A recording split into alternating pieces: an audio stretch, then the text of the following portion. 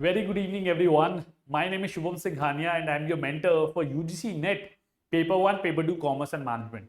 आप सब स्टूडेंट्स को पता है कि UGC NET के मोस्ट ऑफ द सब्जेक्ट के जो एग्जाम्स हैं वो खत्म हो चुके हैं. सिर्फ कुछ सब्जेक्ट्स के एग्जाम्स हैं जो बचे हुए हैं, but majority of the exams are over. और whether I talk about the commerce exam और whether if I talk about management exam, more और लेस दोनों ही एग्जाम बहुत ज्यादा टफ आए हैं. मतलब मुझे अभी तक एक भी ऐसा स्टूडेंट नहीं मिला, एक भी ऐसा बच्चा नहीं मिला जिसने मुझे ये कहा कि सर पेपर इजी आया है. Majority of the students are saying कि सर पेपर बहुत डिफिकल्ट था, पेपर बहुत लेंदी था, पेपर बहुत ट्रिकी था, पेपर बहुत कॉम्प्लिकेटेड था. तो आज इस पर्टिकुलर वीडियो में एक इंपॉर्टेंट डिस्कशन करने वाले हैं जो कि बहुत इंपॉर्टेंट होने वाला है उन स्टूडेंट्स के लिए भी जिन्होंने अभी एग्जाम दिया है और उन स्टूडेंट्स के लिए भी जो अभी नेक्स्ट अटेम्प्ट में दैट इज दिसंबर 2023 में यूजीसी नेट का एग्जाम लिखने वाले हैं. तो प्लीज वीडियो को एंड तक देख लेना, काम की वीडियो बताने वाला हूं. ठीक है, अब इंपॉर्टेंट एलिमेंट क्या है कि पेपर इतना ज्यादा टफ क्यों आया. तो पहले तो एक बात मैं आपको जनरल बता दूं कि ओवर द इयर्स जब से एनटीए ने एग्जाम कंडक्ट कराना शुरू किया है, ठीक है, उसके पहले सीबीएसई कराता था और उससे भी पहले यूजीसी नेट एग्जाम कराता, मतलब यूजीसी की जो बॉडी थी वो एग्जाम कंडक्ट कराती थी. अब क्योंकि एनटीए की बॉडी स्पेशलाइज्ड बॉडी है जिसका सिर्फ एक ही काम है, मतलब वो पूरे साल सिर्फ एक ही काम करती रहती है, that is giving you exams. मतलब वो आपके एग्जाम्स क्यूरेट करती है, टेस्ट क्यूरेट करती है, ठीक है, और उसके बेसिस पे आप एग्जाम में अपीयर होते हैं. ठीक है, तो इंपॉर्टेंट एलिमेंट क्या है कि जब एक बॉडी सिर्फ एग्जाम कंडक्ट कराती है तो जो उसके पास रिसोर्सेज होते हैं, ठीक है, जो उसके पास क्वेश्चंस का बंच होता है वो बहुत ज्यादा हो जाता है एज कंपेयर टू अदरवाइज. वरना क्या होता था पहले कि आपने पहले कई लोगों से सुना होगा, काफी सारे मेंटर्स आज भी वही कहानी सुनाते रहते हैं आपको कि बेटा पास टेल लगा के चले जाओ और एग्जाम निकल जाएगा. पहले ऐसा हो जाता था, पहले ये काम कर जाता था, ये स्ट्रैटेजी वर्क कर जाती थी. उसका सिंपल रीजन क्या था कि भाई यूजीसी एग्जाम कंडक्ट कराता था, सीबीएसई एग्जाम कंडक्ट कराता था, तो उनके पास इतना टाइम ही नहीं था कि वो नए क्वेश्चंस क्यूरेट कर पाए. ठीक है, और एग्जाम भी पहले ऑफलाइन मोड में होता था, मतलब एमसीक्यूज तो होता था लेकिन आपको पेपर के अंदर गोले बनाने होते थे या फिर टिक मार्क करना होता. ठीक है, तो जिसकी वजह से कुछ ये स्पेसिफिक रीजन है, ठीक है, जिसकी वजह से एनटीए को ये काम सौंपा गया और एनटीए बहुत बाखूबी तरीके से एग्जाम कंडक्ट करा. ठीक है, तो 5 स्पेसिफिक रीजंस मैंने खोजे हैं काफी रिसर्च करके, काफी आर्टिकल्स को पढ़ के, जिसको मैं समराइज करने वाला हूं. तो इसको समझ लेना और आई एम श्योर कि अगर आप थोड़ा भी पढ़े लिखे हो, थोड़ा भी चीजों को देखते हो, न्यूज़पेपर पढ़ते हो, सारी चीजों को समझते हो, तो आपको ये रीजन बहुत ज्यादा लॉजिकल लगने वाले हैं. इसके सिवाय भी आपके दिमाग में कोई रीजन हो कि यार ये भी रीजन हो सकता है, तो आप मुझे प्लीज कमेंट सेक्शन में कमेंट करके जरूर बताना. ज्यादा टाइम नहीं लूंगा, ज्यादा लंबी वीडियो नहीं होगी. ठीक है, आगे बढ़ते हैं और बात करते हैं कि भाई क्या रीजंस हैं, क्या वो 5 रीजंस हैं जिसकी वजह से यूजीसी नेट एग्जाम इतना टफ है. सबसे पहला रीजन जो मुझे लगता है कि भाई इस बार 3 अटेम्प्ट हुए. आपको पता है आपका पहला अटेम्प्ट जो हुआ वो मार्च के टाइम पे हुआ, दूसरा अटेम्प्ट जो हुआ वो जून के टाइम पे हुआ, ठीक है, जो भी चल रहा है, और तीसरा अटेम्प्ट जो है वो दिसंबर में होने वाला है. अब इस समय काफी सारे लोग ये कहेंगे कि सर इसमें से एक अटेम्प्ट तो पिछला वाला था, तो 3 अटेम्प्ट से क्या फर्क पड़ता है. बेटा आप ये चीज समझो कि आपकी बात बिल्कुल ठीक है कि एक पीछे वाला अटेम्प्ट है जो कैरी फॉरवर्ड हुआ है, बट इंपॉर्टेंट ये है कि अगर इस साल बहुत सारे स्टूडेंट्स पास आउट हो जाते हैं 3 अटेम्प्ट की वजह से, वैकेंसी तो उतनी निकलेगी, ऐसा तो नहीं कि वैकेंसी ज्यादा हो जाएगी, क्योंकि जब तक कॉलेजेस नए नहीं बनते, जब तक गवर्नमेंट नई सीट सैंक्शन नहीं करती, जितने लोग भी गवर्नमेंट यूनिवर्सिटी के बारे में जानते हैं उनको पता होगा कि एक गवर्नमेंट यूनिवर्सिटी के अंदर, एक गवर्नमेंट इंस्टीट्यूट के अंदर सीट बढ़ाना कितना बड़ा कॉम्प्लेक्स प्रोसेस है.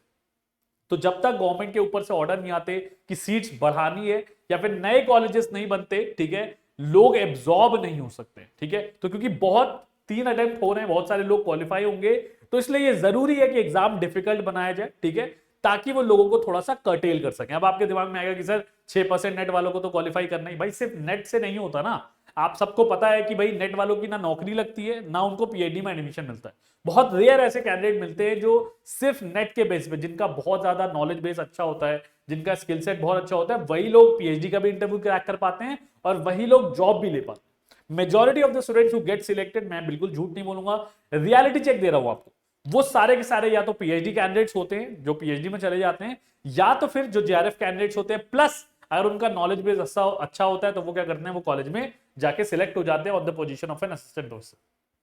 ठीक है, तो पहला रीजन जो मुझे लगता है कि भाई 3 अटेम्प्ट हुए हैं, तो 3 अटेम्प्ट में बहुत ज्यादा लोगों ने अप्लाई किया होगा, बहुत सारे लोग अपीयर हुए होंगे, तो उनको कर्टेल करने के लिए, नंबर को कर्टेल करने के लिए ओवरऑल उन्होंने पेपर को डिफिकल्ट बनाया. ठीक है, सेकेंड है नो नेगेटिव मार्किंग.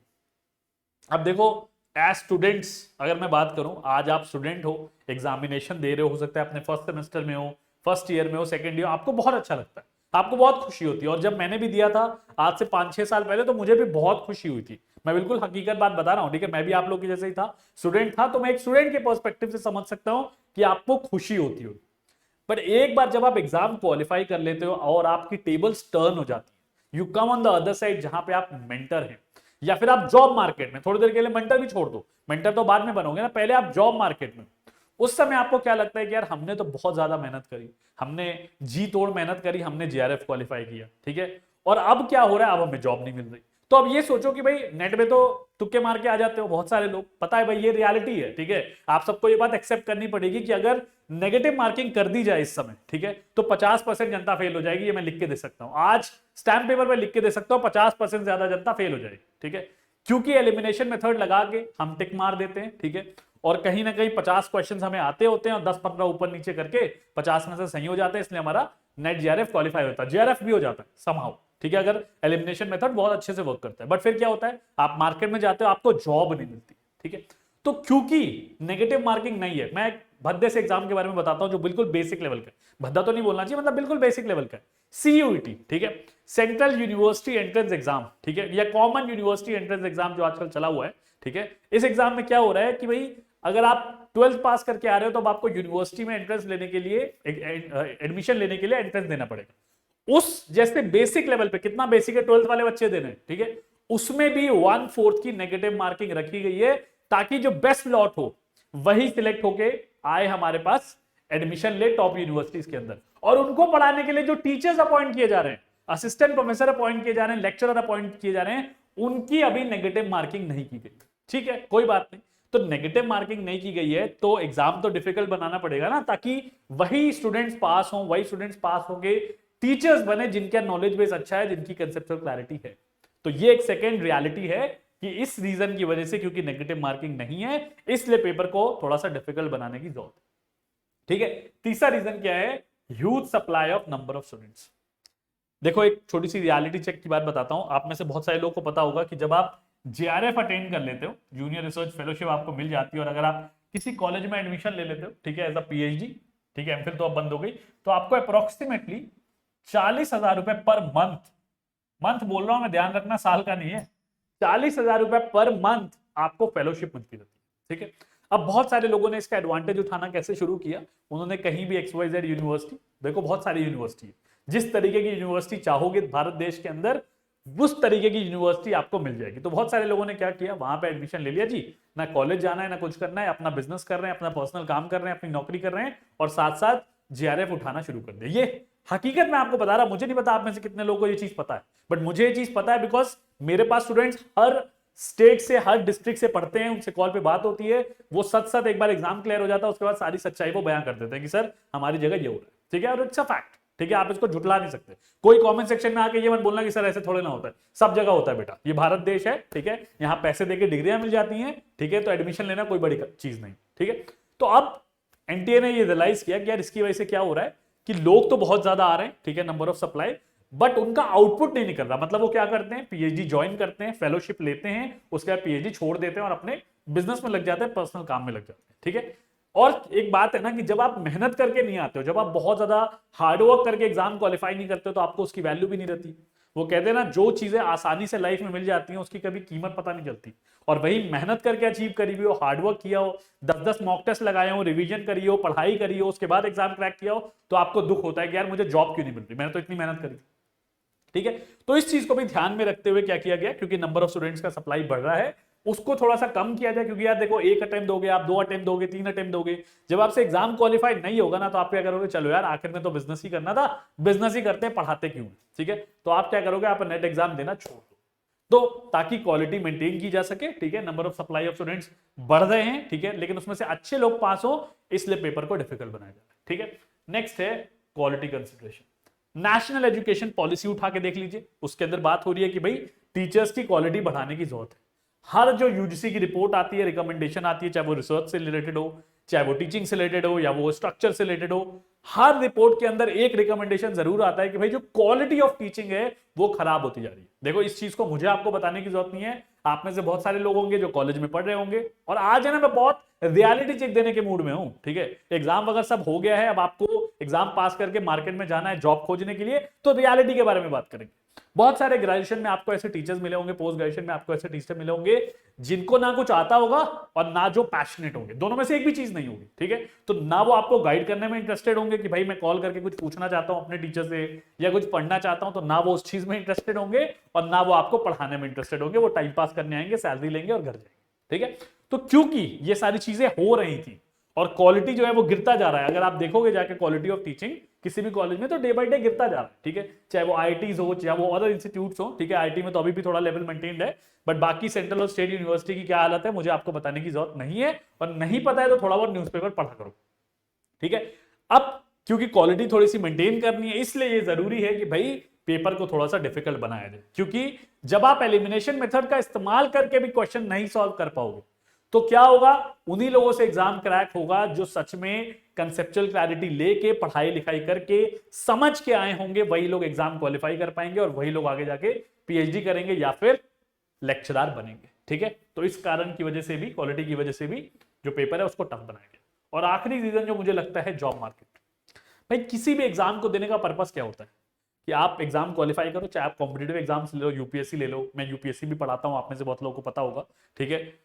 आप आरबीआई ले लो, सेबी ले लो, नबार्ड ले लो, हर एग्जाम में क्या होता है, आपका ऑब्जेक्टिव क्या होता है कि यार एग्जाम क्वालिफाई करें और जाके कल को जॉब मिल जाए। अब यहाँ पे क्या हो रहा है, अगर मैं सिर्फ और सिर्फ जेआरएफ कैंडिडेट्स, नेट वालों को तो छोड़ ही देता हूं, अगर मैं सिर्फ सारे के सारे जेआरएफ कैंडिडेट्स को भी काउंट कर लूं ना, तो जितने जेआरएफ कैंडिडेट्स एक साल में निकलते हैं उसमें से 50% की भी ना ही नौकरी लगती है, दैट इज फर्स्ट, ना वो लेक्चरर बन पाते हैं, सेकंड ना ही वो कहीं पे पीएचडी में एडमिशन ले पाते हैं। एक साल 1.5 साल वेट करने के बाद, प्रपोजल बनाने के बाद, मेहनत करने के बाद, इंटरव्यू देने के बाद उनका कहीं भी एडमिशन होता है, आइदर एज अ लेक्चरर और एज अ पीएचडी कैंडिडेट, ठीक है। तो इसका क्या मतलब है कि अगर मैं जॉब के टर्म्स में बात करूं तो आउटपुट तो बहुत ज्यादा है, सप्लाई तो बहुत ज्यादा है, बट डिमांड जी बिल्कुल नहीं है, ठीक है। तो क्या फायदा, इतने सारे लोग पास आउट होकर बैठ जाएंगे नेट क्वालिफाई करके, बट ना किसी की जॉब लगेगी ना किसी को पीएचडी में एडमिशन लगेगा, ठीक है। तो इस वजह से, क्योंकि जो हमारे नए यूजीसी चेयरमैन है, देखो भाई मेरा कुछ पर्सनल नहीं है उनसे, मैं सिर्फ उनकी रिपोर्ट्स पढ़ता हूं जिससे मुझे आइडिया लगता है, रिसर्च आर्टिकल्स पढ़ता हूं कि क्या चल रहा है एजुकेशन सिस्टम में, उससे पता चलता है, ठीक है। और जितनी भी बातें मैंने कही ना, कुछ भी हवा में नहीं कही है, सब कुछ रिसर्च रिपोर्ट्स और जो यूजीसी की रिपोर्ट्स निकलती है उन सब चीजों में ये सब मेंशन्ड है, ठीक है। प्रॉपर्ली कहीं ना कहीं आर्टिकल में क्वालिटी के बारे में जिक्र होता रहता है, ठीक है। तो अब क्योंकि उनको जॉब मार्केट को भी बेटर करना है, इंप्रूव करना है, ठीक है, इसलिए वो पेपर को टफ कर रहे हैं। तो ये वो 5 रीजन थे जो मैंने थोड़ा सा रिसर्च करके, थोड़े मेंटर से बात करके, थोड़ा ब्रेनस्टॉर्मिंग करके आइडेंटिफाई किए। अब आपको इसमें से एक भी अगर चमक जाता है तो आप क्या करोगे, जिनका भी एग्जाम अभी हुआ है, अच्छा नहीं हुआ किसी वजह से, वो मेहनत करना शुरू कर दो, ठीक है। और जिनको है कि नहीं भाई हमें तो टाइम पास करना है, हम तो 2 अटेम्प्ट 3 अटेम्प्ट 4 अटेम्प्ट देंगे, निकल जाएगा तो ठीक है, बाद में तो हमने क्या करना है, बाद में तो हमें जाके पापा का हाथ ही बटाना है या बिजनेस ही करना है, so and so whatever you want to do, ठीक है। तो आप क्या करोगे, आप अटेम्प्ट देते रहोगे, ठीक है। तो प्लीज ये गलती मत करिए, paper day by day tough होता जा रहा है। और अगर मैं आगे के बारे में बात करूं, थोड़ा सा जब डिस्कशन कर ही रहे हैं तो थोड़ा सा फ्यूचर के बारे में बात कर लेते हैं कि फ्यूचर में क्या होने वाला है। तो यार ये मत सोच के बैठना कि इस बार पेपर टफ आया है, अब आगे पेपर हो सकता है अगले अटेम्प्ट में इजी आएगा। कई लोग ये एनालॉजी लगाते हैं कि अरे इस बार पेपर टफ आया, अगली बार आसान आएगा, उससे पीछे पेपर आसान आया था। भाई ऐसा नहीं होता, अब पेपर टफ ही आएंगे, आइदर बाय हुक और बाय क्रूक, क्योंकि अब एनटीए ने ठान लिया है कि भाई हमें उसी स्टूडेंट को पास करना है जो क्वालिटी ला के दे रहा है, जिसको कंसेप्चुअल क्लैरिटी है, बाकियों से क्वालिफाई नहीं होगा। अभी जब पेपर आ जाएगा, जल्दी रिस्पॉन्स कीज आएंगे, आंसर कीज आएंगे, उसके बाद पेपर आएगा, मैं पूरा का पूरा पेपर आपके सामने खोल के रख दूंगा, पूरा का पूरा पेपर सॉल्व करके रख दूंगा, ठीक है। आप ईमानदारी से खुद देख लेना, कम से कम 50% ऐसे क्वेश्चंस होंगे जो आपने सुने भी नहीं होंगे, देखे भी नहीं होंगे, और ऐसे होंगे जिसको सॉल्व करना बहुत मुश्किल है जब तक आपको इनडेप्थ क्लैरिटी ना, ठीक है। तो आगे भी पेपर टफ आने वाला है, ऐसा नहीं है कि सिर्फ इस अटेम्प्ट में आया है। तो थोड़ा सा अपने पर्सपेक्टिव को बड़ा करो, इस चीज तक सीमित मत रहो कि पास्ट ईयर आगे चले गए और जेआरएफ क्वालिफाई कर लें, उससे बेटा आप जेआरएफ नहीं होने वाला, ठीक है। मेहनत करनी पड़ेगी, हम लोग भी मेहनत करते हैं, आपके साथ आते हैं, असर्शन रीजनिंग के क्वेश्चन आपको कराते हैं। जब मैं करा रहा होता हूं उस समय गालियां पड़ रही होती हैं कि सर असर्शन रीजनिंग क्यों करा रहे हो सर, ये तो नहीं आता, बहुत टफ है, so and so fourth, sir basic question कराओ। जब एग्जाम में 70-80% स्टेटमेंट मिलता है, आप फोन आता सर 70-80% क्वेश्चन असर्शन रीजनिंग थे, स्टेटमेंट थे। भाई मैं तो बोल ही रहा था आएंगे, बट तब आपको सुनना नहीं होता, ठीक है। तो थोड़ा सा आपके फायदे के लिए बोल रहा हूं, कोई गुस्सा नहीं है, कोई फ्रस्ट्रेशन नहीं है, सिर्फ रियलिटी चेक देना चाहता हूं क्योंकि बुरा लगता है जब स्टूडेंट्स मेहनत करते हैं, बताने के बाद भी मेहनत करते हैं, उसके बाद भी कहीं ना कहीं कुछ कमी रह जाती है, फिर बाद में फोन आता है तो बुरा लगता है कि यार स्टूडेंट्स ने मेहनत करी है, ठीक है, हमने मेहनत करी है तो रिजल्ट आना चाहिए, ठीक है। तो थोड़ा सा अवेयर हो जाओ कि यार किस लेवल का पेपर आ रहा है, यूजीसी करना क्या चाह रहा है। अवेयर रहोगे, एग्जाम क्वालिफाई होगा, वरना नहीं होगा, 2-2 3-3 बार एग्जाम देते रहो, ठीक है। So that was all for today, ठीक है। आई होप कि इस वीडियो से थोड़ा सा मैं आपको अवेयर कर पाया हूं, थोड़ा सा इन्फॉर्म कर पाया हूं कि भाई चल क्या रहा है और क्यों पेपर टफ आ रहा है। अगर कहीं पे भी पूरी वीडियो में आपको ऐसा लगा हो ना कि भाई ये कुछ एक काम की बात सर ने मुझे बताई है, तो वीडियो को लाइक कर देना, चैनल को सब्सक्राइब कर देना। और मैं हमेशा कहता हूं हमारे पास काउंसलर्स हैं, बिकॉज आप स्ट्रेस में होगे, एंजाइटी में होगे कि आगे लाइफ में क्या करना है, पीएचडी का डाउट है, ये बेटा नीचे नंबर दिया हुआ है 9999466225, मुझसे बात करनी है, हरनीत सर से बात करनी है, उसमें एक छोटा सा मैसेज डाल दीजिए कि सर हमें शुभम सर से बात करनी है, हमें हरनीत सर से बात करनी है, हमारी बात करा दीजिए, बस इतना आपको डालना है। 24 घंटे के अंदर आपको शुभम सर से या फिर हरनीत सर से कॉल आ जाएगी for any of your problem, चाहे वो टीचिंग से रिलेटेड हो, यूजीसी नेट से रिलेटेड हो, पीएचडी से रिलेटेड, ठीक है। That was all for today, take very good care of yourself, keep preparing, God bless you all and all the very best.